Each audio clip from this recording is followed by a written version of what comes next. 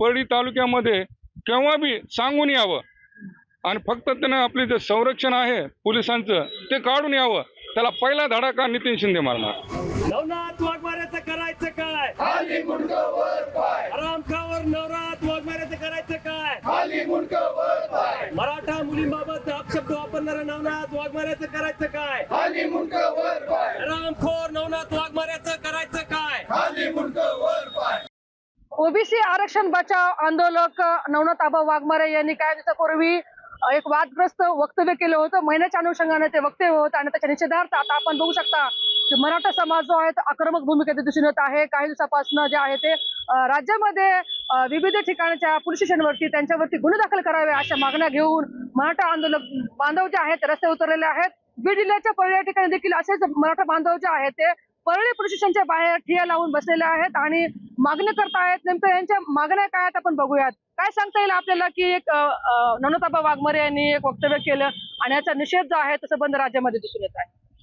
संबंध राज्यामध्ये आपल्या महाराष्ट्र टाइम्स चॅनलच्या माध्यमातून आम्ही सांगू इच्छितो की राज्यामध्ये असे बेताल वक्तव्य करणारे स्वतःच्या स्वार्थासाठी आणि राजकीय आमिषाला प्रेरित होऊन हे जे समाजामध्ये दुही निर्माण होते ही महाराष्ट्राला परवडणारी नाहीये.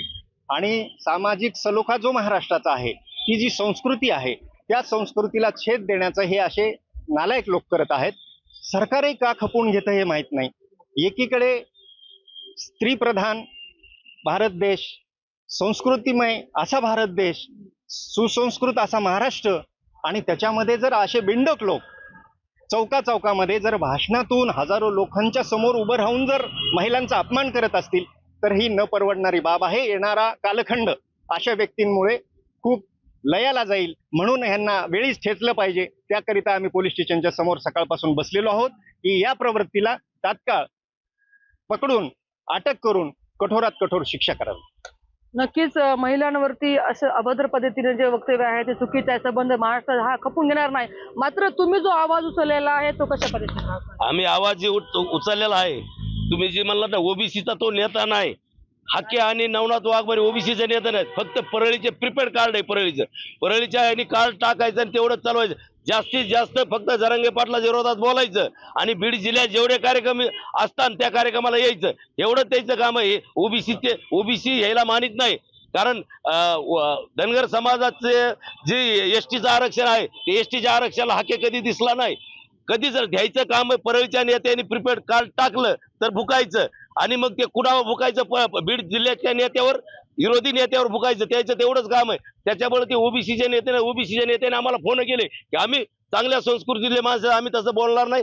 हे कुत्रा म्हणले आम्हाला सुद्धा माहिती नाही. ते कुत्रा कोणची पैदास आहे आम्हाला माहित नाही. की त्या पैदाशीचे माणसं तसे बोलत असतात. ज्याच्यामुळे नवनाथ वाघमारे उर्फ नवण्या जिथं दिसन तिथं बीड जिल्ह्यामध्ये आम्ही त्याला मारणार. काय सांगतील? आपण महिला आहात, आपण देखील या निषेधामध्ये आलेला आहात, तक्रार दाखल करावी असं तुमचं म्हणणं आहे? काय सांगता? हो, नक्कीच आहे. आज सकल मराठा समाजाच्या वतीने आम्ही परळी पोलीस स्टेशनमध्ये रीतसरच निवेदन दिलेलं आहे. जो स्वतःला ओबीसी नेता समजतो आणि जो मराठा समाजाच्या मुली आणि महिलांबद्दल अपशब्द बोलतो, बेताल वक्तव्य करतो, अशा बेताल वक्तव्याच्या निषेध म्हणून आम्ही संपूर्ण सकल मराठा समाज आज परळी पोलीस स्टेशनमध्ये आम्ही निवेदन दिलेलं आहे. ही जी भूमी, महाराष्ट्राची भूमी जी छत्रपतींची शाहू फुले आंबेडकरांची भूमी आहे आणि इथे महिलांचा मान सन्मान केला जातो आणि अशा भूमीमध्ये जो राहतो, जो आमच्या जीवावर जगतो असा जो नवनाथ वाघमारे जो स्वतः ओबीसी नेता समजतो, त्याला महिलांना कसं बोलायचं याचं भान नाही.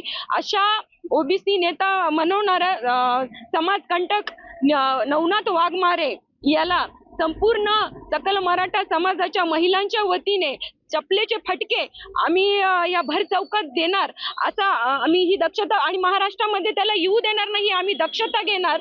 आणि सर्वात महत्त्वाचं म्हणजे की ज्या राजकारणी लोकांनी समाजामध्ये जे मराठा ओबीसी असतात ते निर्माण केलेले आहे, समाजामध्ये जे काही भांडणं चालू केलेलं आहे, तर ही कुठेतरी त्याची नीव आहे. आणि अशा समाजकंटकांना तुम्ही वेळीच आवर घाला, गळ्यात त्यांचे पट्टे घाला. अन्यथा जर आमच्या पट्ट्यात जर हा नवनाथ वाघमारे सापडला तर आम्ही त्याला सोडणार नाही. अशा 56 कोळी इसम जो स्वतःला नेता समजतो, ओबीसी नेता समजतो, जो जर आमच्या पट्ट्यात आला तर त्याला आम्ही अजिबात सोडणार नाही आणि सकल मराठा समाजाच्या वतीने आम्ही जाहीर निषेध करतो.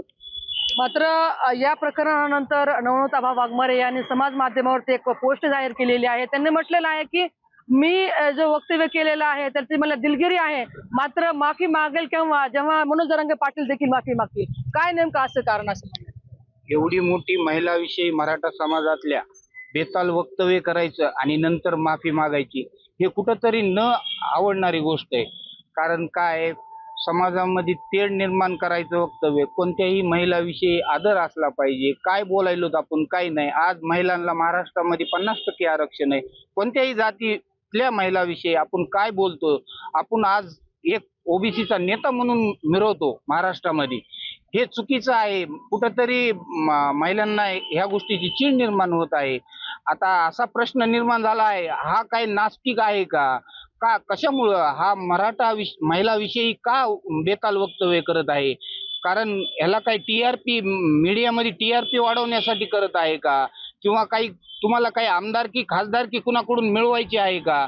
कशामुळं हा द्वेष निर्माण करून दोन जातीमध्ये तेढ निर्माण करण्याचे भाषा करत आहे? त्याला प्रशासनाने तात्काळ अटक करून त्याच्यावर कठोर शासन करावे हीच आमची मागणी आहे. मराठा वर्सेस ओबीसी हा वाद आपण मागच्या 2 वर्षापासून बघत आलेला आहात. या अनुषंगाने मराठा आंदोलक मनोज जरांगे पाटील असतील आणि ओबीसीचे आंदोलक नवनाथ वाघमारे असतील, यांच्यामध्येचा जो वाद आहे तो सर्वांनी पाहिलेला आहे. मात्र आता नवनाथ बाबा वाघमारे यांनी जे वक्तव्य केलेलं आहे त्याच्या देखील बाजूने विचार करणं आवश्यक आहे. त्यांनी असं वक्तव्य केलेलं आहे की जोपर्यंत मनोज जरांगे पाटील सर्वांसमोर माफी मागणार नाहीत, त्यांनी आतापर्यंत सभेमध्ये जे जे काही वक्तव्य केलेत तर त्याच्यानंतरच मी पण माफी मागेल असं त्यांनी वक्तव्य केलं असावं, असं तुम्हाला काय वाटतं नेमकं? मनोज जरांगे पाटील हे बलाढ्य नेते. मनोज जरांगे पाटलाची बरोबरी नवनाथ वाघमारे सारखे असे 1 लाख जरी आले तरीही करू शकत नाही. ह्यांच्या जरांगे पाटलाच्या रोजच्या भेटीला जेवढे लोक जाते तेवढे लोक ह्याच्या सभेला असते. मुळात तर जरांगे पाटलाची ने हाकेने नवनाथ वाघमारेची बरोबरीच होऊ शकत. दुसरी गोष्ट, हा म्हणतो की जरांगे पाटलांनी माफी माग. जरांगे पाटलांनी शिव्या कुणाला दिल्या? सरकारला दिल्या. शिव्या कुणाला दिल्या? नेत्यांना दिल्या. एखाद्या आया बहिणीविषयी बोलले का? एखाद्या इतर जातीविषयीचा अपमान होईल असं काही बोलले का? मुळामध्ये नवनाथ वाघमारे, तू माफी माग. नाही माफी माग, तू हरामखोरा. जिथं जिसतील तिथं तुला मराठी हे ठोकल्याशिवाय राहणार नाहीत. कारण तू आमच्या लेखी बाळीबद्दल बोललास. आणि ओबीसी कोण? मी अधिकृत ओबीसी. ओबीसी म्हणजे ह्याच्या बापाची जहागिरी का? आमच्यासारखे करोडो ओबीसी बांधव जरांगे पाटलाचे अनुयायी आहेत, सेवक आहेत. म्हणून जरांगे पाटलाची बरोबरी करण्याचा प्रयत्न तुझ्यासारख्यानं करू नये. तू आता इथून पुढे जिथं दिसतील तिथं तुला ठोकणार आहे. नक्की. या ठिकाणी आणखी काही नागरिक आहेत ज्यांनी या ठिकाणी आवाज उचललेला आहे की नवनाथ आबा वाघमारेवरती गुन्हा दाखल झाला पाहिजे. कसं बघताय सगळ्या परिस्थितीला? खरंच गुन्हे दाखल होणं आवश्यक आहे का? हो, नक्कीच. नवनाथ वाघमारे उर्फ नवन्या उंदीरमारे याच्यावर गुन्हा दाखल झाला पाहिजे. कारण का, वेळोवेळी तो मराठा समाजाविषयी व आमचे दैवत मनोजदादा जरांगे पाटलाविषयी वारंवार भुकत असतो, परंतु त्याला आम्ही प्रत्येक वेळी प्रत्युत्तर देत असतो. परंतु यावेळेस त्यानं आपली सीमा उल्लंघन केलेले आहे. त्यांनी म्हणलं आहे की ओबीसीचे मंत्री ज्यांचे मुलं गोंडस, सुंदर व पैशावाले दिसले की मराठ्याच्या पुरी त्यांच्या घरात घुसतात.